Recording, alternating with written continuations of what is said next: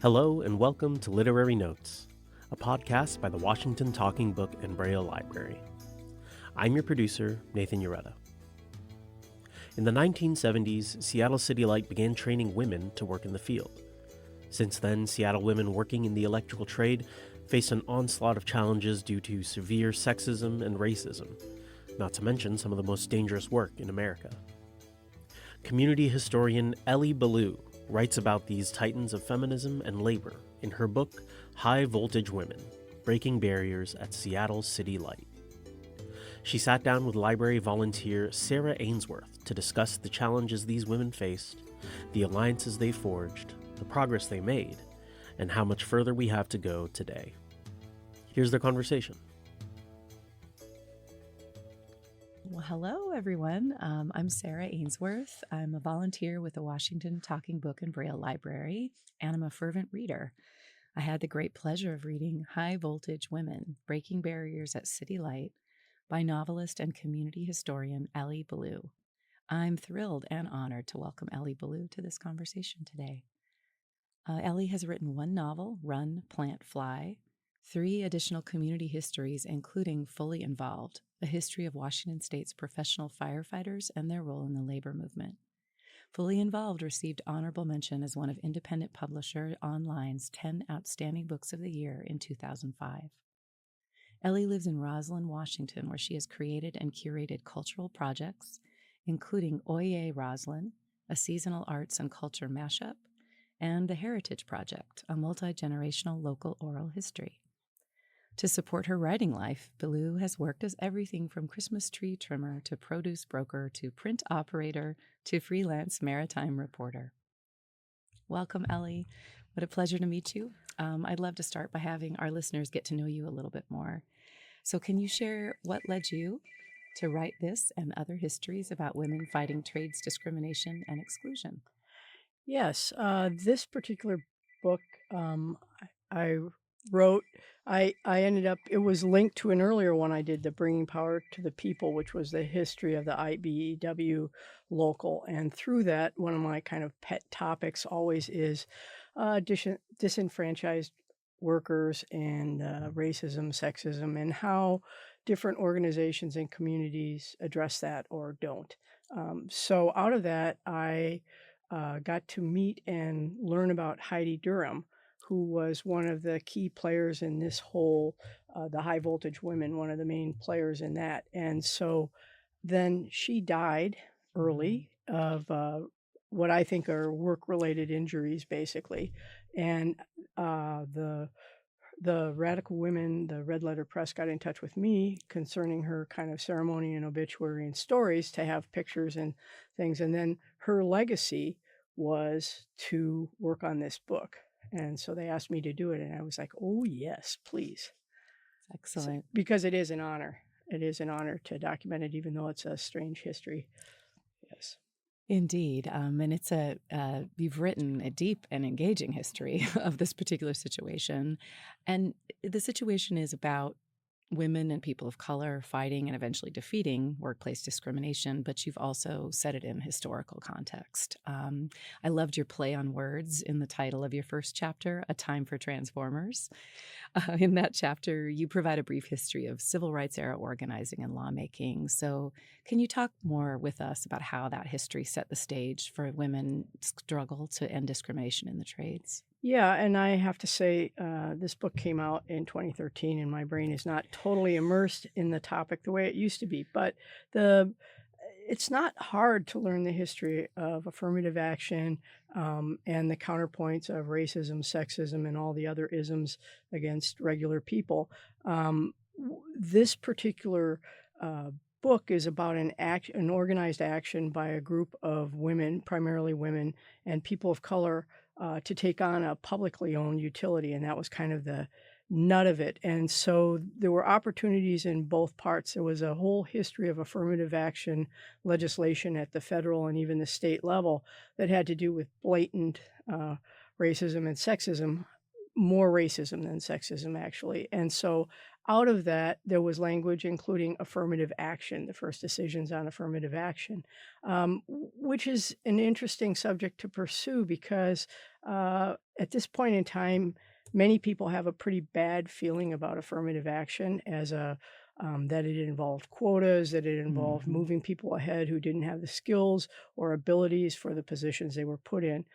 All of that has a angle of truth to it, because if you've never done a job, you're probably not qualified for it yet. Also, the very nature of just opportunity was what it was about. It was about allowing opportunity for people in closed situations because of racism and sexism and things like that. So the legislation at the federal and at the state level twisted the arm of unions. And that's a whole interesting history in itself, why the feds took on unions, and in particular building trades. And it was an anti-organizing move by the federal government. So that was the backdrop for forcing unions and some public employees to hire and create an affirmative action plan. So Seattle City Light, as a publicly owned utility, was in the limelight of that focus and had to do something, was legally mandated to clean up its act at some level, which it as an organization was not interested in doing, was anti-interested in doing. And the administration at the time thought that by hiring this woman, Clara Fraser, thought that this would kind of put a little frosting where there was no cake, basically, and provide a program that was toothless, that would cover their butts for legal reasons. Clara Fraser is, I never met her, but I will just say she is one in a zillion in terms of her brilliance and her strategizing and her organizing abilities, and never, ever, ever giving up. Unbelievable. So she came out of a background, very lefty background, and saw the opportunity, applied, had mega credentials to run this new affirmative action program for Seattle City Light, and was hired, and almost within days practically was considered the wrong choice. And all of her actions, from practically getting pencils for her office on out, were blocked to try and make it impossible for her. But that was all the toehold it took for her to use her organizing skills, and then it went on from there. But so the law had set up this situation where City Light had to comply at some level. It wasn't a voluntary program. It wasn't because they could see their own flaws. It was because they were legally mandated, and because it's publicly owned. It's not a private corporation. Right. So that was a time of social struggle, as you've explained, leading to this time of increased opportunity. Maybe not willing opportunity on the part of the city and the utility, but at least a requirement of something. And then you also have trades from which women have historically been excluded, and the role of unions in excluding that. So not being a tradesperson myself, I was really riveted by your descriptions of the work, the often dangerous work, which you explained is some of the most dangerous work in the United States. So could you walk us through to help readers understand what do some of these jobs entail? What is required of a tradesperson in an electrical utility? So the electric, Seattle City Light is an electric company ultimately. And so that's everything from the receptionist and the janitors all the way up to the CEO. It also includes, in terms of the building trades, it's the electrical workers. IBEW, the International Brotherhood of Electrical Workers, has represented Seattle City Light workers since the early 1900s. And the work that these women, the high voltage women, the reason it's called that is line workers deal with, when you see those power lines up in the sky, or the transformer boxes on the corners, those green boxes, that has very high voltage electricity in it. And the high voltage workers, the line workers, formerly called linemen, are the people who deal with that, installing new, but more importantly, they're the ones who show up in the middle of the night to fix things. They're the ones who do ad for new apartment buildings, and they're the ones who install, like at a larger level, not Seattle City Light, but from Bonneville Power, from the dams across the Columbia, strung the lines across there. So that's why it's very dangerous work because they're up on those poles and they're dealing with mega high voltage, which takes, I find it really interesting because it's one of the most intellectually challenging and physically challenging jobs I can imagine, because you can't go look at a book and see and remember the formulas or remember the safe working distances or remember how much torque or turn you're supposed to put on a bolt. All that has to be in your head. Right. And then your body has to be able to do it maybe when it's raining and snowing or whatever. So it's incredibly physically challenging job. Plus, now they've used more lift trucks, but as these women were starting in, it also means putting spikes on and climbing up a wooden pole and then doing the work while you're balancing on your Spikes. feet. Yes. Terrifying. So it's amazing. It's an amazing trade. An amazing trade. And I would imagine more lucrative than some of the other jobs. The Seattle City Light and many other electrical companies base their entire wage scale for all workers. It's pegged to what, if it's union, it's pegged to what the line workers make. So the line workers, and they control the work because it's not a simple thing to get in and out of. So if a line worker, and probably, I don't know right now, but they make very good money. I mean, more than many of us. They make, let's say, $75 an hour plus benefits plus overtime, something like that. And so then the receptionist will be some percentage of what the line worker makes. So it's a very powerful position in many ways. Understandable. And so let's then talk about the women who wanted to do this work at the center of the story. You've already mentioned Clara Fisher. Fraser, I'm so sorry. Clara Fraser, the co-founder of the Freedom Socialist Party and Radical Women. Yes. Hired as a trainer at City Light. And as you said, absolutely the right hire for the purposes of our heroes and the wrong hire for the purposes of the city. Right. And then there are the 10 women hired to enter the electrical trades trainee program. And your book delves into their stories with photographs, who they were before, during, and after their fight for inclusion. So tell us about some of them. Well, Heidi Durham comes out as one. She was the youngest one involved. She was she had a on the work site job injury that partially, it didn't actually paralyze her, but it caused spinal injuries and significant work injury and took her out of the line worker field. And whether or not that job, the accident, there was a lot of politics about the job report from the beginning, what happened on that job, but she was injured. She was 21 years old when she came in and full of fire, and had been working as a waitress, had no connection to the trades, but a lot of connection to the desire for an organized political action that would take on some of the to back up a little bit. So this whole kind of posse of women was targeting the building trades in general. And so this was one of several operations, Seattle City Light. This was one of the more dynamic. And so Heidi came in on that and was involved in the larger community struggle on racism, sexism, and was gung-ho to try this job, wanted the physicality of the job and went for it, and was again, each one of these women had such difficult day-to-day situations that they had to deal with, both learning the trade and the amount of harassment and just the sheer work requirements of the job itself in terms of, work 10 or 12-hour day. Maybe it depends on what needs to be done. So she was one. One that I talked with a lot, Megan Cornish, who is still alive and kicking and just as feisty as ever. Again, none of these women had a particular connection to the trades. They really came in as part of this scrum to say, okay, we need to do it. And this was part of Clara's vision. It can't be one person that's the first and solo person that goes in and breaks whether it's a glass ceiling, whatever you want to say about it, but like one person, it's too much to ask. And Sure. so, and there were these, I'm trying to think of others.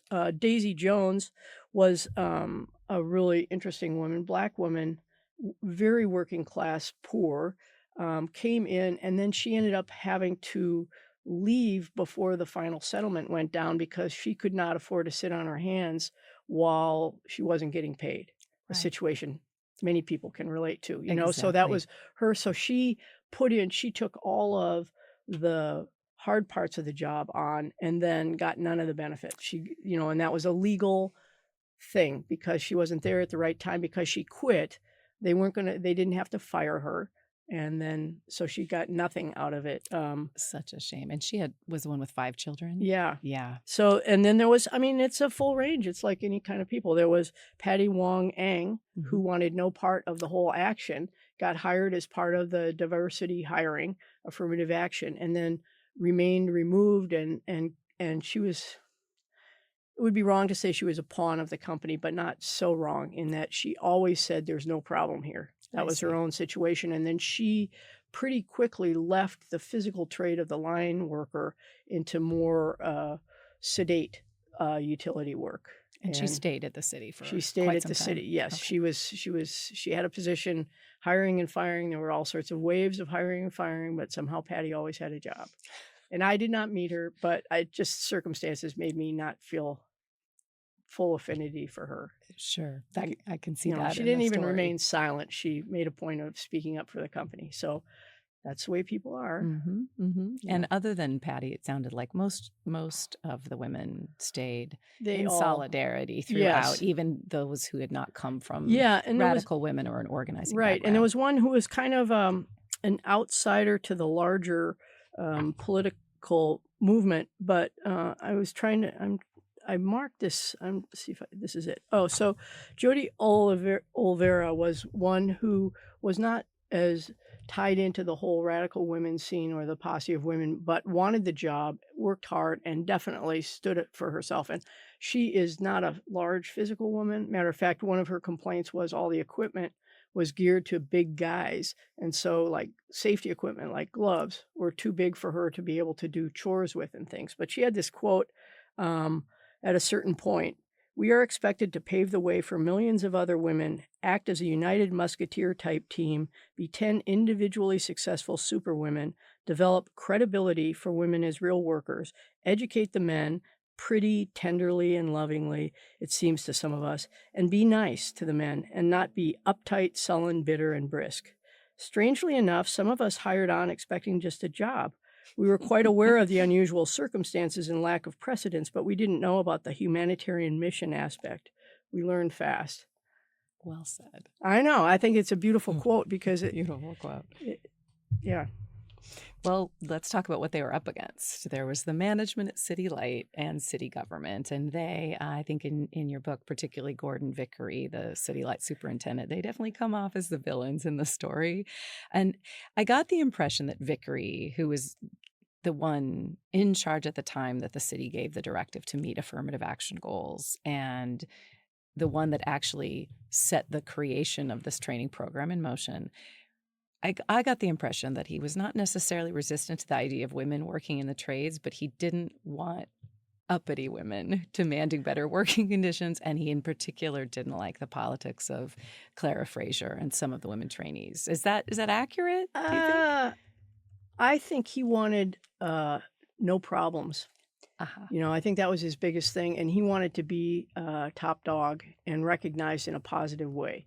And anything that got in his way in terms of that, and he was very autocratic. He thought that since he was the superintendent, that meant he could hire and fire and do whatever he wanted. And so any aspects of workplace democracy or representation were not right. And I don't think he cared much who worked for him as long as they all did what he said. And I think he kind of, I wouldn't say he relied on the union, but he had enough experience to think that the union would kind of, its own racism and sexism would take care of problems for him.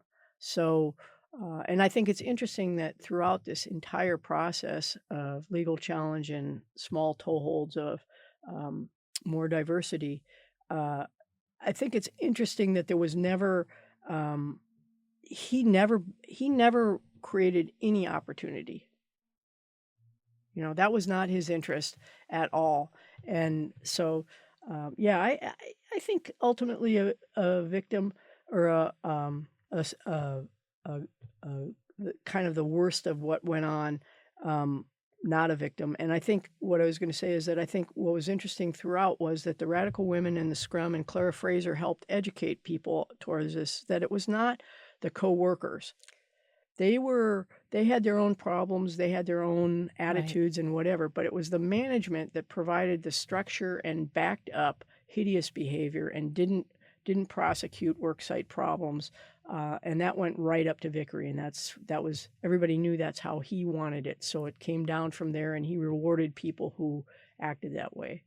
So yes, one of the things I was struck by was the support Clara Fraser and the women trainees received from the clerical workers and some of the women in particular in those jobs. So can you talk a little bit about their role in all of this? Yeah, well, it's interesting. The clerical workers at Seattle City Light at that time weren't organized, weren't part of a union.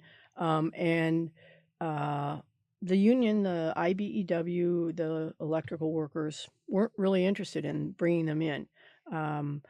And so the clerical workers had tried with a couple of other unions to see if they could get interested.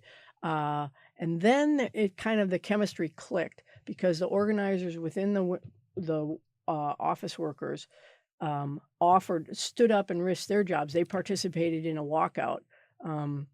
And that freaked out management incredibly, which is interesting. So there was a time and a place, and it was like everyone, and no one expected that the office workers would walk out. And so that, each person in a business has their place, and when you pull the office workers, not much is going to happen. So that was that, and that solidarity, and then also because of the radical women's approach, and because some of those clerical workers were in radical women, that was like, okay, union, you need to bring these people in. They have work site, and they have, each work site has its own problems. So the clerical workers had their own issues, but they finally got into the union, and they were stalwart throughout. And also, office skills have a lot of value in organizing a campaign and in publicity and in all sorts of things. So it just only added to the strength of the team. I was thinking about my own grandmother, who was a secretary for 25 years, and at her memorial, her boss at the time, who was a younger man, but who she supported throughout, said that there's no way that the place would have functioned without her. And she literally knew how to do everything. And you think about, while it's frustrating that that's been women's work for so long, it's also has power. Especially it has incredible when power, yes. And now I'll just say, on each of the books that I've done that are community histories, if there's a organization, like a couple have been union histories, not my first, but pivotal criteria is, who is the office? Who's in charge of the office? Because if I don't have a good relationship with that person, I don't want to do. I mean, it's a huge obstacle to overcome. And if that person isn't behind the project, it's not my project. I'm not going to do it. It's fascinating. It's so interesting. And if they are behind it, then all of a sudden doors open, and people trust their judgment. They introduce me to people. It's a whole different way of doing business. So, interesting. Yeah. Interesting. Well, along the lines of organizing and having the right people in place, one of the things that you mentioned again was Clara Fraser and who she was. And one of the things that happens that your book describes is that she ultimately wins a court ruling that she had been discriminated against because of sex, but also on the basis of political ideology. So could you talk about her political ideology and how that impacted all these events? Yeah, she was a straight up socialist. She came from the old left of the, kind of the communist scare, quote unquote. And so she had been knocked around enough, and she had lost enough jobs every time she spoke up, that she was a seasoned professional in that. And when she was hired, that was the first conflict with Vickery, was she spoke. And that continued to be a problem. And to me, part of the interest of doing this book was, I didn't know you could get, canned for your thoughts. And things have changed. That's maybe easier now than it was then. But especially, again, at a publicly owned utility. So we're talking something that citizens of Seattle own. So you would think many other things could happen. But so she was challenged and fired, and it was a pretty funky charges, but because the whole institution was behind it, she was forced to take on the city and the utility for almost 10 years, and continued to do so based on, I won't call it jailhouse lawyering because no one was in jail, but it was like just seat of the pants, volunteers and the solidarity, which at this point the union also backed more. But it was like definitely David and Goliath Yes. kind of a situation and any normal person would have given up because, she was not allowed. Of course, she couldn't get unemployment. Of course, she was blacklisted for work. Of course, all of these things and a lot of personal things happened to her that didn't make it, that caused more hardship. And she stuck with it and stuck with it and stuck with it. And Ye was eventually vindicated. And yes, they had to pay and so she got a financial settlement, but that didn't make up for the 10 years of her life that she was, because she was old by the end of it and really pretty beaten down. So, but again, her whole just kind of like, well, okay, they won that decision, then we're going to have to regroup and here's how we're going to approach it. Just a brilliant mind and unbelievable spirit. I was sort of brokenhearted with reading about these incredible women and how many aren't with us anymore at fairly young ages. Yeah, makes a person think, like, why are so many of these women, why did they die in their 50s or 60s? Yes. And several with work-related injury type situations that develop from that. They paid their dues, and it's I wish it just was all happy and good now, but the reality is it wasn't. And there was another, even as this book was coming out, then there was another round that The Stranger brought forward of additional. Prejudice isn't a strong enough word. Discrimination is barely a strong enough word. Harassment gets closer. And then within the last year, I was contacted by a reporter who said, oh yeah, Seattle City Light, there's a whole nother round. So somehow it's really hardwired into the culture there. Can't let it go, and I don't know what that is, and I don't know why. And it's generational now, which is not a happy thing. No, it's not a happy thing. And it's, such a surprise for an allegedly progressive city. Right. To be. Yeah. And if you look at the list of so-called progressive mayors, they signed on to a lot of this. Yes. I was just the mayors definitely play a role in your book. Yeah. But not a very helpful one.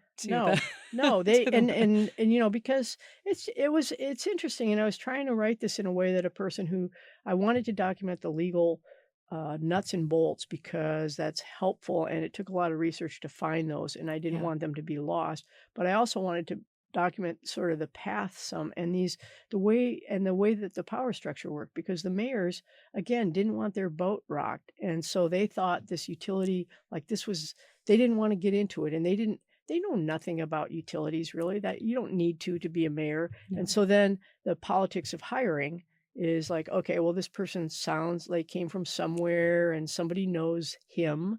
And so we're going to hire that person. It's not unlike school superintendents, I will say, in terms of just these kind of people passed along from institutions. Right. And it may mean that the institution wants to get rid of them. That may be one of the reasons they're passed along. Sure. And then the mayors were like, oh, I don't want that happening. I don't want to hear about it either. I don't want anyone to hear about it if it is happening. Yes. Yes.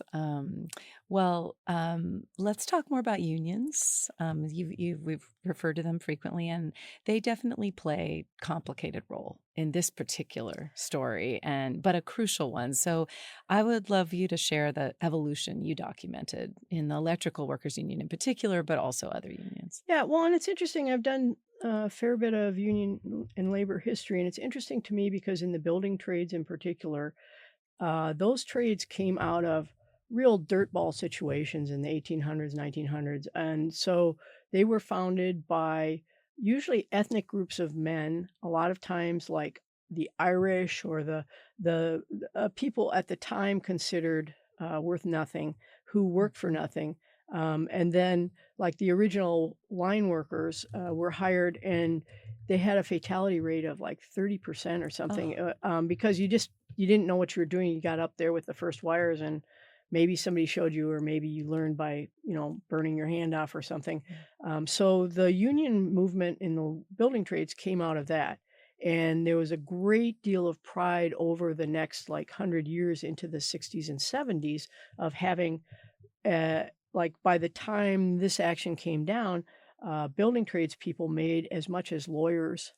No offense, but I mean, highly paid lawyers, and Right, made not nonprofit right lawyers.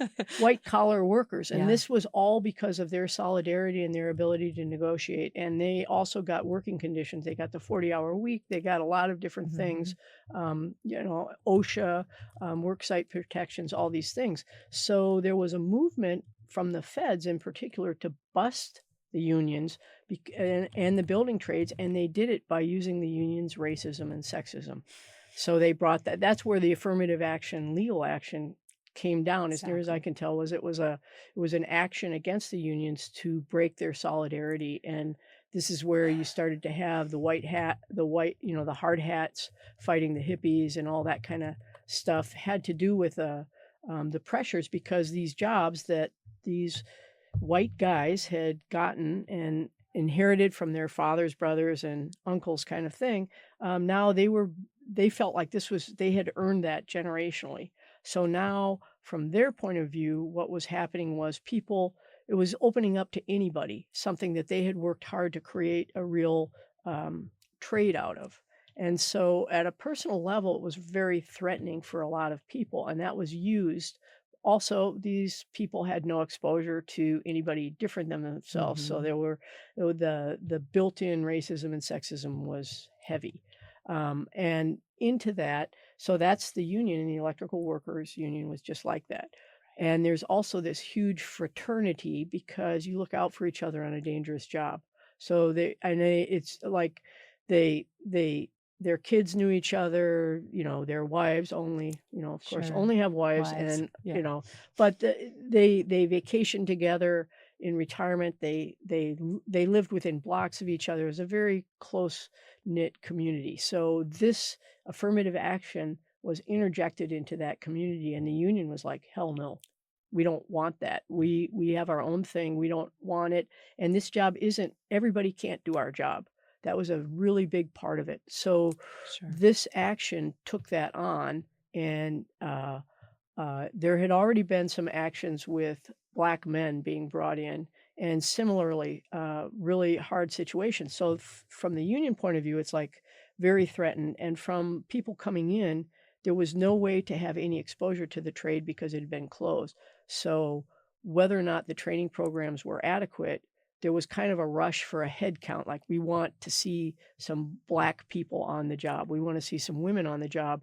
And nobody was really working very hard to see what would make that a successful worker, or how to incorporate that into a crew so that people had a chance to make it work, and how many people on a crew so that you're not the only person. So all of that was going on. That was really, and the union, so that's where it started, and it was nasty. And the union did a voting action to keep against this, the union was filing legal charges against the city about affirmative action. There was a lot of really scary worksite situations where individual people, women were locked in trucks, women were threatened on the poles. At one point, a guy walked across the power lines to come at a woman on a pole. Unbelievably frightening. And out of all of that, these women in particular managed to humanize some situations, and were such stalwart workers, and also such stalwart union members, which they did not need to be, because the union wasn't looking out for them. But they stuck with the union. And so over time, there was the same fraternal type feeling in the crews, involved these women and involved Black men who had come on, who could stick it out. And then out of that, the union defended them eventually, which was good. And so that by the end, there was actual real recognition of what union leaders these women had been and are. So that was a good change. Yeah, I like that, because there are some things that felt like backlash, backsliding, but to read that piece felt like, okay, that was a real change. And I noted that you had other workers talking about how they noticed that change too. And I just want to turn for a minute on what you've been talking about, which is the solidarity between BIPOC workers, particularly Black men Mm-hmm. in the trades, and the women, who were a diverse group of women: Black women, white women, Latina women, lesbians, Asian American women. And you even included a more recent quote from a transgender tradesperson describing acceptance from their colleagues. So how did you see the women you profiled here living this shared struggle with their colleagues of color?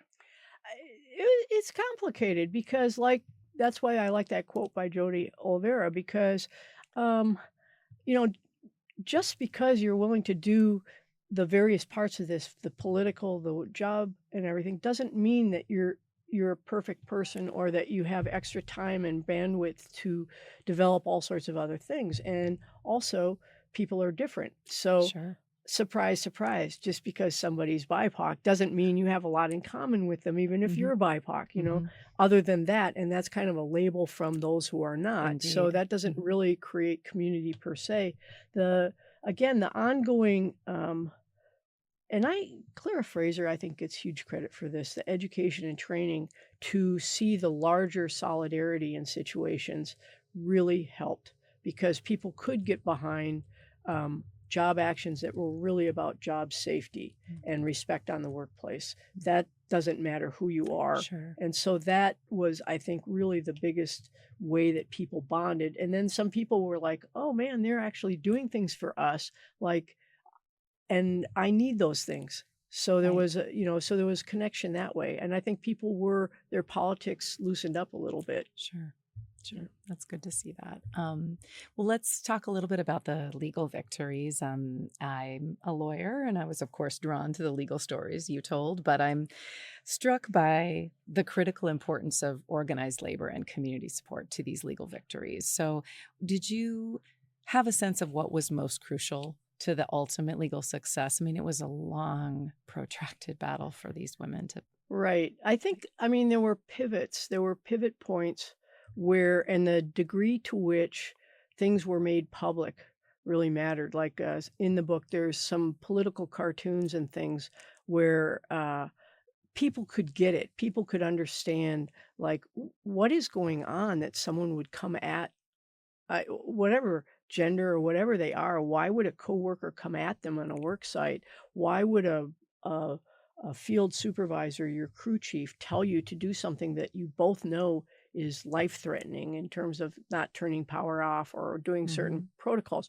What is that about? And so the public could understand that. And the left at that time was really into kind of cross pollinating organization in a way there were a lot of actions going on all around Seattle. It's kind of funny to think of in these days, but there were, I-5 was closed at one point by marchers. I don't know if that had been done before. I mean, definitely not in Seattle.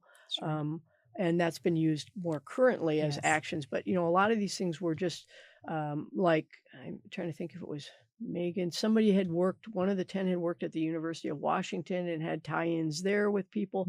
There was a lot of optimism that if you worked hard enough in solidarity, things would change, and things were changing. So that Yes. brought in other people because it's like, oh, hey, look at this. And also, I'm not alone. Like when there's enough people to close the freeway, that's something. Right. If you have the interest, you might want to be down there and see how that worked or see what that felt like. So they pulled in lots of, and as the union came around, a lot of other unions, a lot of workers organizations. So there was this big solidarity that backed both the legal action and also the nature of the problem, challenging it.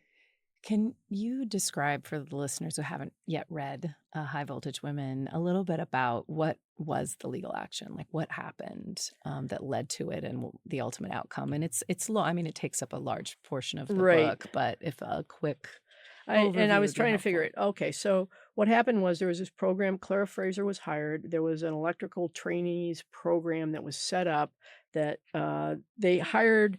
They were hired, but then they were messed with from the beginning. They weren't given training. They were told to show up. There wasn't training. They were punished for not showing up on the wrong day or the right day. Mhm. And that went on, and then the program was ended basically. And so this was again, then there was a legal challenge that had to do with the whole nature of, because when they completed the program, there were reasons why they couldn't be hired. Sure.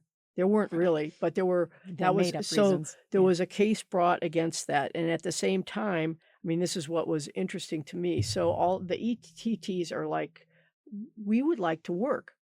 We have met the criteria for the training program, and it seems like you should put us on the hiring list. Well, no one wanted to put them on the hiring list. And if you're not on the hiring list, or if you're number 375, you're not going to get work. And this is where Daisy fell off, because she's like, I can't sit on my hands. Yeah. I know I should get a job, but I need work. I need a check. Yes. So she was out. So then overlapping that, Clara Fraser's ideology. So they got her out of there and out of the program. So then the ETTs are kind of on their own outside. Yes. And then they eventually were granted the right to be hired. And again, this costs money, to do Yes. legal action against a lot. big corporation costs a lot of money. Mhm. So they were granted the right to be hired. They were hired one by one and put on isolated crews, hoping that was pretty obvious move, like, we're going to defeat you this way. And that's when the job harassment really started on. So they were all working very hard at a new job and being threatened and harassed on the job. So yeah, that was the win basically. And then Clara's thing went on and on and on. And then eventually she won, at which point I was trying to think, had Heidi already had her accident? I think she had. And Yeah. it was 7 years Yeah. that Clara Fraser's Yeah. got So shown up. and so part of this book, what I wanted to do is be really clear again about this legal stuff, and also just give a personal sense of the endeavor. And then the if you're, toll. yeah, the toll and the way that different people took it in different ways. I would say everyone was scarred in their own way, just from the amount of effort and the treatments, the isolation and the treatments they received. Yes. It was a really hard thing, and it's not a happy thing that they didn't really bust it open. One would have hoped they would bust it open Right. and things would move on, but they didn't really. And it's not. I've talked to other people, BIPOC, mixed genders, whatever, and in getting in these situations, okay, these women at least had the psychological benefit of being the first. Right. When you're the 27th or the 50th or the 110th, Right. it's like, and it looks, and you read something like this or hear about it, and it's the same experience. It's hard to that's no easier to do No. that. And you don't have the solidarity anymore, because people are like, well, I don't know, they've been women on the job now for Right. 30 years, so what's 50 years? So what's the problem? What's Yeah. the problem is so often the thing. And I think you talk about that, is that the legal success was definitely not the end of the story. Your book documents some of the specific incidences of ongoing harassment and race and sex discrimination. So there was, from racist slurs to sexual commentary to really serious injuries caused by either overt actions by Or supervisors omission, or or omission. yeah. Yeah. So I was struck by the positive change you talked about in the unions, but also the individual members of a work crew. So, you have to trust your work crew. And that was part of the problem, right? Was that people were in these positions where they didn't. But it did look like some of that was transformed. Did you see some of that? I think a lot. And it was interesting, again, like talking to current, because these events happened earlier, talking to more current workers at Seattle City Light, who the union was my way of finding out, making some of those connections.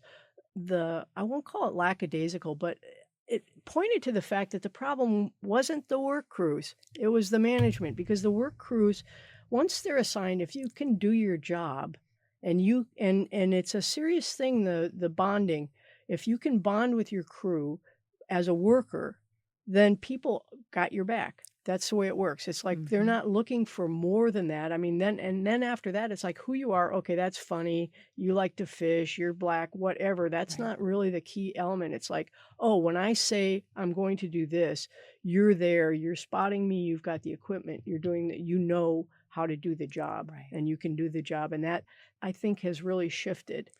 It's the politics of it. And then also when you combine things like advancement that the management controls, then you're in a situation where it sort of behooves a worker who wants a bigger future to go back to a more racist, sexist approach because that's what's being rewarded at the level of moving up. Right.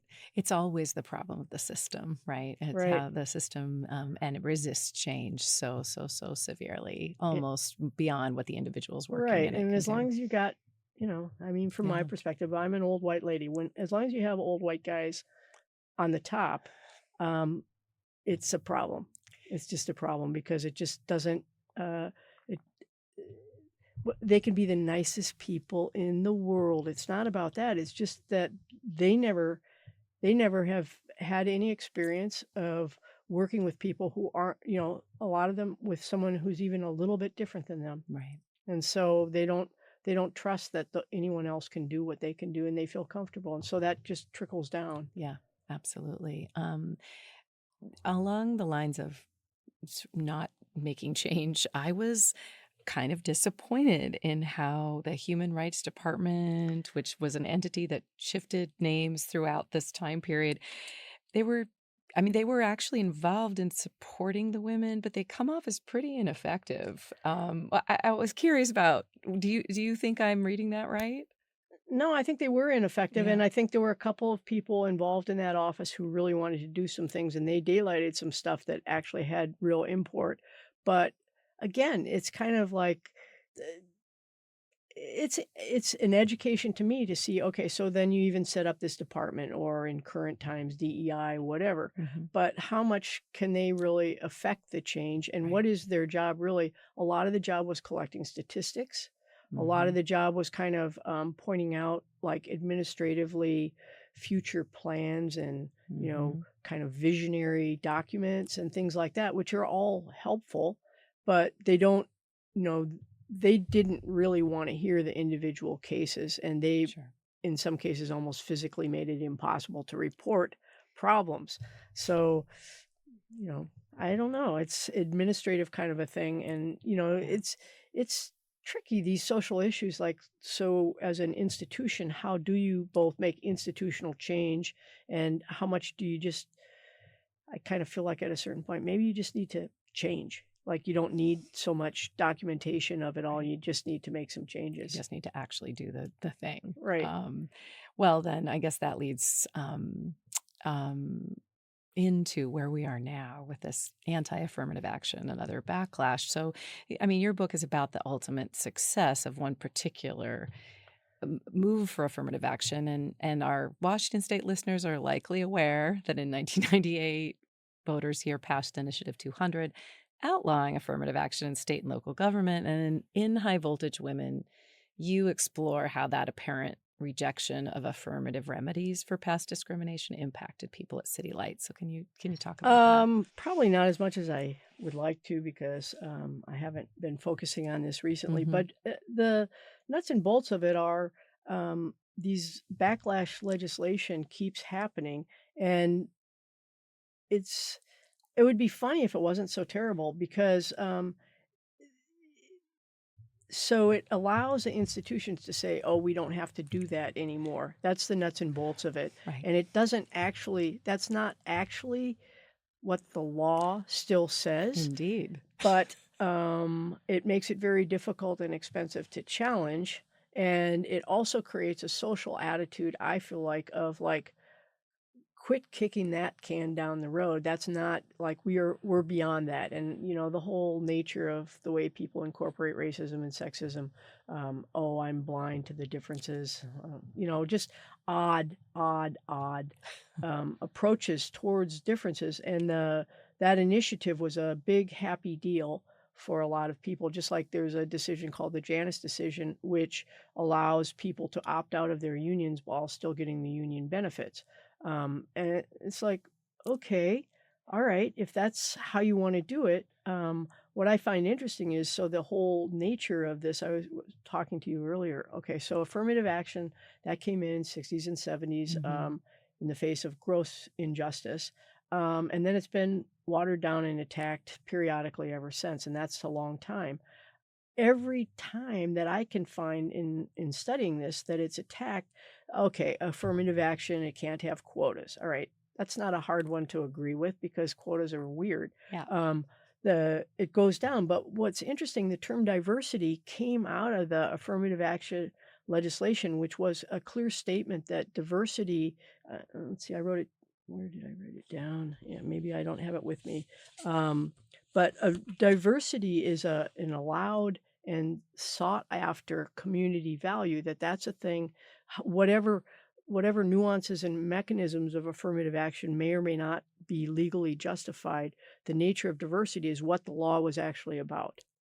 And so that actual term, as near as I can tell at a legal way, came out of the affirmative action original legislation, which I find really interesting. It's particularly interesting as we're watching this just incredible backlash, right? And it's interesting as you talk about the fact that like you might have a diversity, equity, and inclusion department in your institution. And I think a lot of us who are progressive have been frustrated by those as sort of band-aid efforts, and yet they're being targeted by the right. And we're watching them fall apart. But I think that there may be no big loss to us in actual impact, but the social impact, I think, is what you're highlighting here, that it makes it seem like it's okay. Right. And I was at a recent union convention, and they had a DEI. They have a DEI. The union has a DEI committee to move forward more diversity, equity, and inclusion. Oh my gosh! So there was someone had brought up maybe the name should change, partly because it's so targeted right now, right? So the people speaking, and I was interested because the shift in politics within this union have gone more right. But the people who spoke supported the old name, said this is a waste of time. It is what it is. And then this guy who was about to retire stood up and he said, I think we should change the name because, and I think I want to offer a friendly amendment. We should also remove the word union from all of our activities because people get upset when they hear it and they don't like what it does. He was joking. It was a farce, but it was kind of like, yeah, at what point do you just erase everything because it bothers someone? Right. It doesn't, what we call it actually doesn't matter, but that is also, I mean, it's hard for me. I still don't really understand what's wrong with any of those things, diversity, equity, or inclusion. I don't see the problem. I don't see it as a barrier. I see it as and it's kind of like Head Start. When you do the stats on it, it's socially beneficial. Right. It comes out better. People are happier. Corporations make more money, et cetera, et cetera. So but it's a social feeling that's being, encouraged. It is. And I think what you mentioned is that it essentially gives the green light to continue things that are really, really harmful to employees, are harmful to morale, are harmful to society, but feel helpful to the system that is currently in operation. I mean, I was struck by, you brought up earlier the fact that there are still ongoing fights against sexual harassment. So you mentioned the Seattle Silence Breakers, who were formed in 2017 and 2018 during the Me Too movement, and they were led by City Light women workers. And as you document this history, do you have a sense of what it takes in a worker, in an employee, in a group of people to stand up to systemic discrimination and continue to fight this battle even when they lose and lose and lose, and it feels intractable? Yeah, I mean, and this is a personal question for me. Yeah. It's hard, and it only gets harder because all of us are working harder just to hold on to kind of some sort of life. Yeah. And also this nature of solidarity, it's not obviously successful. So why bother? Maybe I should just duck and cover, and maybe I'll get along that way. And so to me, I think it's interesting. For one thing, not being alone is a big plus in life, Yeah. and being able at a work site to kind of be yourself and have some others who recognize you for who you are makes work a more pleasurable situation. Like, you actually get to know some people, and to me, like, it's interesting. You walk into Seattle City Light, it's visually diverse people, like, Yes. and that seems exciting to me. That Yes. seems exciting as an individual to be part of that sort of thing. So I think what it takes is kind of a personal, I'll at least try it. And then it's difficult because there's always people who want to be leaders, and they aren't necessarily the leaders. Sure. So that's an issue. But I think the simpleness of actually making connection with people through channels, and being able to say, like, I don't really like the way this is. I would like it to be different. Yeah. And I have an idea of what that difference could be. Yeah. That's, I think, it seems very small, but in these times, it's almost a foreign aspect to the way we mostly work. We don't usually make a lot of personal contact. We don't usually Sure. talk about the things we would like to have happen and the things we don't like that are happening. It's not about left and right, actually. That's what's kind of interesting to me. Yes. It's kind of what I call tailgate talking, where you're looking out together, and you don't have to touch every hot spot right away. There are commonalities Sure. that you can start with, and out of those commonalities, I mean, do you have kids? Do you ride the bus? Right. What kinds of foods do you eat? How do you feel about having to be here these hours when we're not getting paid? Like, those kinds of things. Those are Right. common issues. Right. And I saw that in the 10 women. Like, I know that I think it was Heidi Durham and Megan Cornish and one other were all part of Radical Women. Terry. Yeah. But the others were not. And yet the majority of them stayed in solidarity together and fought this ongoing long fight, and also wanted to continue in the work despite all the barriers that they faced. Right. And that was their commonality. It's like, we want these jobs. Yeah. That was Jody's These are quote. good jobs. Exactly. These are jobs. Like, Yeah. these are well-paying jobs. I like the work. Yeah. I like being outside. Yeah. I like feeling like I can do this. This is a challenge, and politics were a little bit across the board. The Radical Women definitely, I think, kept it moving. Sure. Ultimately. And like Jody said, I didn't sign on for all of this. I signed on to get a job. Yes. And so that was the common thing that they all really shared, was like, I want to show up for work and do my job. Yeah. It's kind of an oddly low bar, considering they were hired for that work. But oddly low indeed. Again, just coming back to backlash for a minute. We're in a really scary time. The things you document about the federal government playing a critical role in pushing the city to create this program in the first place. We are now in a time when the federal government is against affirmative action. They're weaponizing federal funding to coerce behaviors that are likely illegal. We've got the U.S. Supreme Court applying the Constitution's Equal Protection Clause in exactly the wrong way, holding that it prohibits affirmative action in colleges, et cetera, even though it was intended to end subordination, to bring people into the life of their community, in favor of this really cramped reading of equality. So as a historian, as a human, as a person living in this moment, do you think backlash is inevitable? And if it is, how do we as people trying to organize together, how do we prepare? How do we prepare for it? I don't know. I mean, there's all the people, goes to the left, goes to the right, blah, blah, Yeah. blah. Again, I'm old.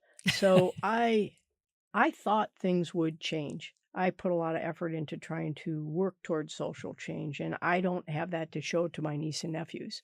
Not there. So a person can call it backlash. I think we're in troubled times just in terms of general resources for people. I don't think there's enough for everyone the way that it's being used. And I think this causes a lot of fear.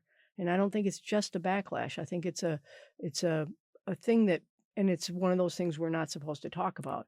Right. Because somehow for us, me personally, I'm going to win the lottery or I'm going to, whatever. Sure. And so I don't want to associate with losers, Right. which is everybody who doesn't have Right. a mansion, Right.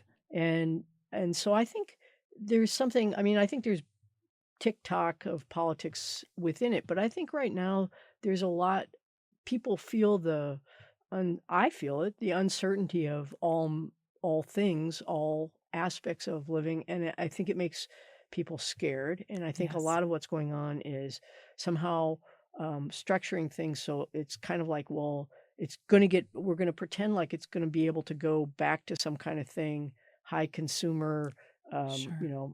clean air to breathe, et cetera, that we used to have. Yeah. But we're not going to have to give up anything to do that. And also, even though I'm struggling and you're struggling and everybody we know is struggling, it's just, that's kind of a blip. That's a mistake. We're soon all going to be doing great. Right. If we just, and what we need to do is keep out different kinds of people, because somehow that makes it better for us. And Exactly.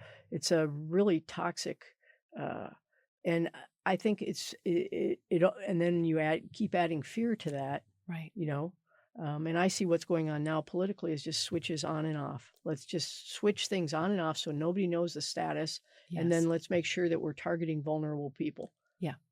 And keep everybody in fear so that they'll allow that to take place. Right. So they're trying to figure out, Mhm. like, well, how do I pay for school supplies? What is going Yeah. on?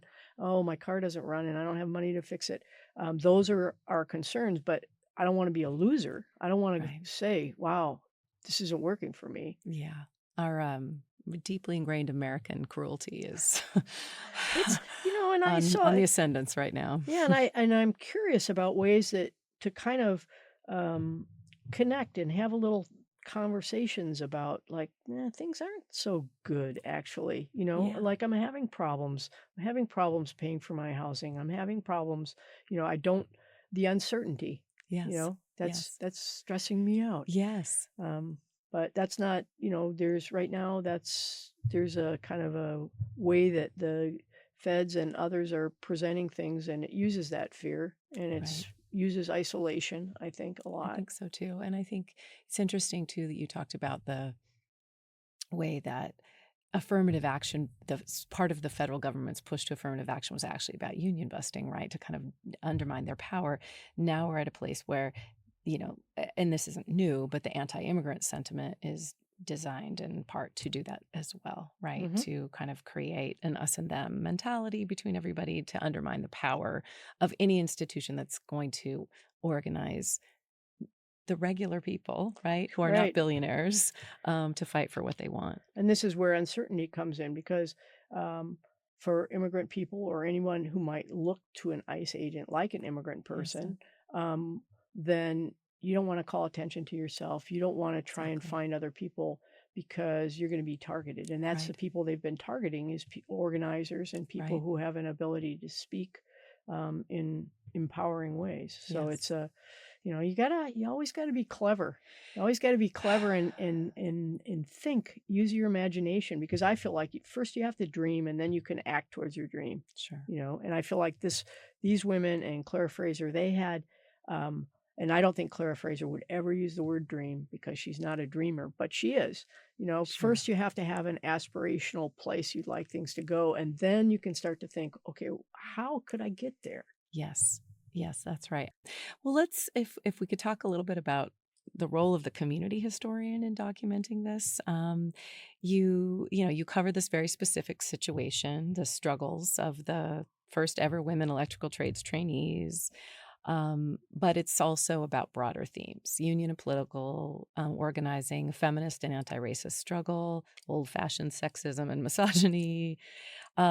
So what role does the community historian play in contextualizing documenting events? Oh, it's a great role. It's a great role. I hope everybody goes out and does it on their own. Tell us about it. It's, first of all, I define community as a group of people who call themselves a community, who identify in some way together. And it's a little like family. It doesn't mean you're good friends. It doesn't mean you even like each other. Mhm. It means that you don't part, like you stick together at some level. And so then the community historian has me or you or whoever has the opportunity to think about, like, okay, where are the rubs? Where are the places that never go away? These deep spears of disagreement and also deep spears of commitment, and then the history of, like, oh yeah, we went through that together. So Yeah. again, even though I may not really like you, you were there and I was there. We didn't agree then either, but we were both there, that kind of thing. And so for a community history, I I really like using people's stories and people's voices as much as possible. And then the beauty of it is when you lay something out, your audience is private. So they have an opportunity to hear ideas they like and feelings they like and ideas they don't like. And then kind of think about that, how that all worked, because it moved as a mass and continues to move. And so I like finding the struggles. I like finding the acrimony and the solidarity. There's actual nobility involved in a community because people have vision. And then putting kind of a social context around it for how is this part of the larger community. It's really interesting, but the voices are the key part, I think. Even if the rest of it, even if there's very little context given, just the weaving of different voices over a particular community issue is really powerful. Can I ask you a little bit about the nuts and bolts of how you do that? Like, how do you, what's your process for gathering this information? How does that differ, if it does, from what an academia-based historian Right. does? Well, first off, you have to get some buy-in from the community. Okay. And that seems really easy at the beginning because everybody's, oh, that's so great. I'd love to have our story written or told or whatever. But I've found it's also very important to say, okay, so you really have to believe in your history because it's going to include some ugly bits. Everybody has ugly bits in their history. And that's what makes it something other than advertising. If you want advertising, then that would be a different form. Sure. So then it's, you start talking to people. And you talk to them once and twice, and then you talk to somebody else, and they tell you a different version of that same thing. And so for me, it means kind of creating a timeline and then going back to people and saying, well, Esther told me that, you weren't so happy about that. Maybe you could talk about that. And so you build personal trust with people to tell you kind of what, and then they begin to realize, like, and I keep saying, this is for an uninformed, neutral person. That's our audience. So explain to me and explain to them what you were doing, how you got there, what you were thinking and feeling. And then those layer together because there's key big events and things that are put into the community. And so it builds out like that. It's different than an academic part, like, is always helpful because but the academic history skips so much that it's kind of almost frightening. You're like, well, wait, all this happened, and then there's no real public record of the kinds of events that this was in response to. Am I making this? Are they all making it up? No, they're not. It's just not the history that we hear. Sure.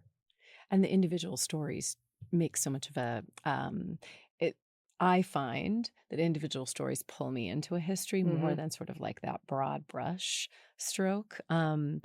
And so, I really appreciate that aspect of the book, that I'm learning about people. And one of the things I really also liked, and I hope our listeners, when they turn to the book, will notice this, is that you do also a lot. You have photographs, you have a timeline, you have little individual bios, you have quotes and pull out sections. So it's more than just a recounting of the history, right? Like, you're providing us with a lot of different sources. Right. I found it doubtful that few readers would read it cover to cover just as is. It was more like enticements, like, well, I think you would like to know about these people. I think you would like to hear Jody's comments about what this is like. I think you would like to see, oh, I didn't know about these laws ever being passed. I think, I didn't know these things. And so I wanted to make sure the book, and pictures are always nice also because they're historical pictures, so that it's interesting to see, like, there's a full page portrait of Gordon Vickery just looking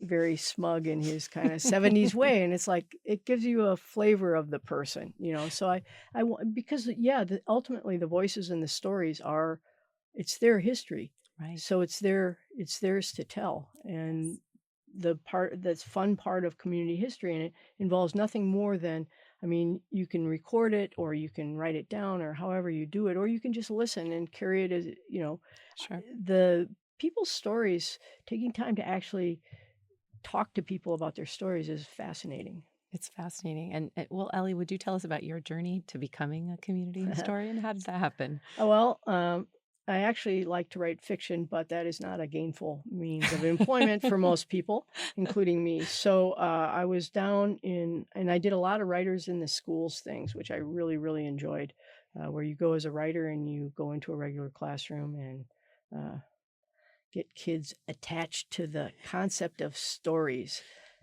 as a toy and a plaything and a important way of thinking about themselves. And so then out of that, there was a writing institute in Northeast Oregon called Fish Trap. And I had gone to a workshop there or whatever. And then they said they had a writer in the schools kind of writing workshop thing for 9 weeks or something to go write a residency. So I said, wow, that's for me. And they picked me. And I went down there and I do what I do, which is I go to every library I can find.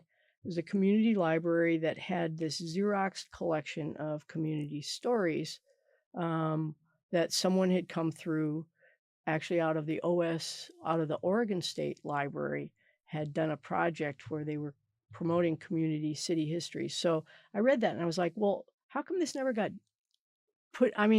you lose this mimeograph copy and you've got nothing. So how about that? And some of the people's names I recognized. So I worked with Rich Wanschneider, who was the director of that institute, and we wrote some grants and I got paid to follow up. And so that one I edited. I wrote maybe a couple things in it, but and we put it in, we made up titles for things and put it in alphabetical order. So it was everything from Huckleberry Pie recipe to a driving route through the county to big mythical history of the Oregon Trail. So some of that was in, but also the Nez Perce had reclaimed lands there. So it was about that, just all these things that the people felt were important about their community. That was my first one. And then I'm like, oh, this is the bomb. And then it's, and I've kind of been handed community by community. There's been somebody who saw one of the projects and was like, I want you to do this for mine. And some of them have been just oral, not just, but have been oral histories. Some of them have been just kind of gathering short stories together, people's stories, and used in-house. And some of them have been books. Okay. But it's fabulous work.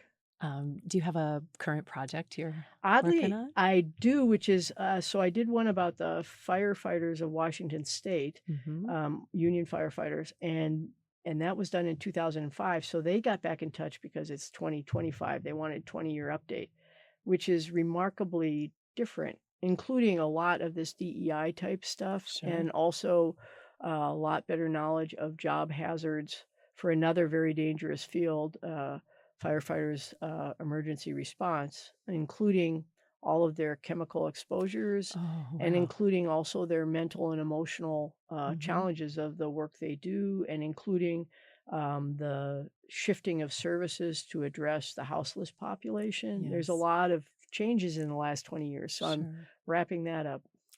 Wow. So when do we expect that? I'm not sure because there's a lot of layout stuff that thankfully I'm not too involved in, but I'm guessing the end of the year. Okay. Well, we look forward to that as well. Well, we've talked about a lot of things. We have to acknowledge where we are right now politically, and we've talked about the federal government and the retrenchment that we're seeing. And then we've talked about the political power of people and movements and community. So what hopeful lesson can we leave our listeners with? I think that kind of a combination of how powerful stories are in helping us find patterns that have worked for different people that we can apply, and also this nature of like almost everyone has a story. I mean, that sounds very saccharine, but people do have stories, and in sharing stories, the potential for being able to also share a vision for change is really always there. And I don't think it's ever been easy. I never heard of it happen just, oh, yeah, I was thinking it'd be nice if everybody got treated well, and boom, everyone's treated well. It's not it's not some people's goal, not the thing they want. So I think it's I think it's good to realize it's difficult, and also there's not many better feelings than being with people who you are working with on something that you really care about. It's a great opportunity. I think that's the positive that I keep coming back to no matter what, is I want to be working with people towards something that I think is important. Yeah. Thank you. And I think we really saw that in the women profiled in your book too, that they went through a lot together and stuck with it for those reasons. Yes. Well, I really want to thank you, Ellie, for this conversation. We've discussed High Voltage Women, Breaking Barriers at City Light. It's a meticulously researched and documented history of the women who struggled at work, in the legal system, and alongside men of color and union members to break into the electrical utility trades at Seattle City Light. Thank you again, Ellie Belew. Thank you. High Voltage Women, Breaking Barriers at Seattle City Light is available as an audiobook in the catalog of the Washington Talking Book and Braille Library with the class ID DBC 31177. If you have any questions or comments about the library, or to see if you qualify for our services, visit WTBBL.org or leave us a voicemail at 206-615-0400 or toll free at 800-542-0866. This episode of Literary Notes is a production of the Washington Talking Book and Braille Library based in Seattle, Washington. I'm your producer, Nathan Ureta. Thanks for listening.